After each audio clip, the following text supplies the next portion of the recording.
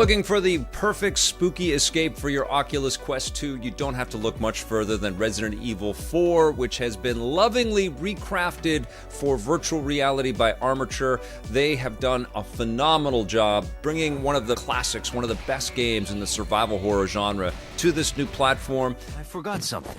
You guys go on ahead. Louis.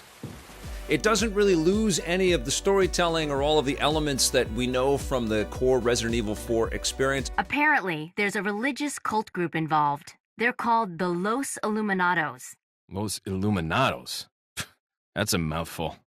Anyway, I had an unexpected run-in with the big cheese of this village. It's essentially the exact same game, but what has been reinterpreted are all of the physicalizations that you get to do as you cruise around inside of this spooky game world. You have a lot of different villagers that have been infected that are chasing after you, and they will swarm you, and of course you've got to take them out with your shotguns and your machine guns and your trusty pistols. And so what that means in terms of gameplay is that you are actually pointing at the specific individuals that you want to take out. There's a tremendous amount of gunfire in this game. I think even amped up a little bit more because it's one-to-one action, so you feel the physicality of pointing and pulling the trigger at the enemies, and of course when they're swarming you, it becomes incredibly intense. And the other element that has been applied to the gameplay is you have to reload in real time, so that means dropping in shells into a shotgun or a new clip into a handgun or a machine gun, and all of that takes time. You are acutely aware of how long reload takes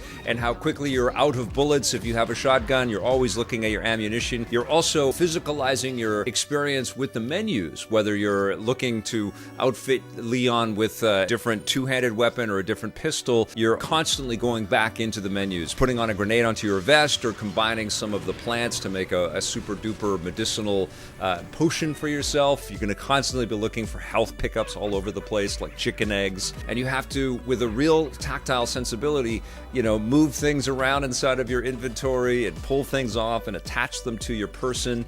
And then when you're in combat, you're reaching behind you for your shotgun, you're reaching below for your handgun, you're pulling from your other hip to pull the clips in. And so you're engaged in the world in a true way, in a really interesting and dynamic, authentic way, which completely changes the perspective of the experience. You feel overwhelmed like you did in 2D on a flat screen experience, but there it was more like you were moving the thumb cursor to kind of aim properly and stuff, and you were removed from your third-person avatar. Here, it's you, and it's a tremendous way to re-experience this classic, and that's the core of it. It's not really changing things up. You're still gonna have giant monsters to battle and totally terrifying, creepy characters that come at you with chainsaws.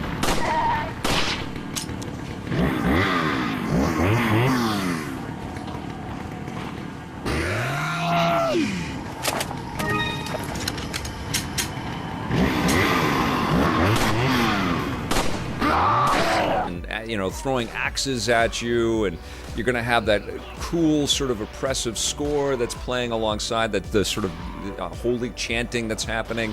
This whole twisted religion that exists in Resident Evil 4 is just so chilling and so spooky. Like, you go into a church, you think, okay, I'm safe here. You're not safe in any of the... Like, everything is freaking haunted and completely spooky and scary. Yes, we're looking at dated imagery. It's not really like we've got state-of-the-art in terms of fidelity here, but it moves really well. And some of the enemies that you face will come at you at different varying speeds, and it's all about them overwhelming you. And that sense of dread and tension is palpable. It really is, especially when you've got enemies all around you and you're running out of bullets and you're trying to save Ashley and she keeps getting picked up by the bad guys and they want to take her away.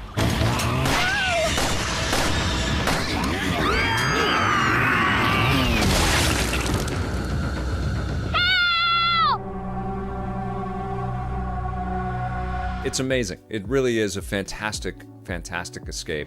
Yes, it would be awesome if this was a brand new remake with all brand new assets and maybe it was running on even, faster horsepower than what's in the Oculus Quest 2, but I am super impressed by how well this machine handles this software. It's a fantastic marriage of content and ease of use. Just slipping on the Oculus 2, not having to worry about being tethered or thinking about anything else. You're just lost in this world. It's incredible. Honestly, it's one of the best VR experiences that I've had ever ever, and it's one of the best games that I have played in 2021, and that shocks me. And I know it's not a massive market out there for this. It's for people that only have the Oculus Quest 2, but I am kind of convinced that Oculus has worked out a deal with Capcom because they published it with Capcom to bring it to this platform. It's an exclusive right now, but I don't think it will always be. I think this is too big of an idea. It's too good of a game. And we also know that Oculus is looking at other classics. They're going to be bringing Grand Theft Auto San Andreas to the platform next year. So I like this trend, and I hope it continues because there are some awesome classic games that really deserve to be reimagined like this. I would love to see a Metal Gear Solid or a Tomb Raider get this kind of treatment. But I loved Resident Evil 4 on Oculus Quest 2. I'm going to give it a 9.5 out of 10. It is a must-buy if you have this machine.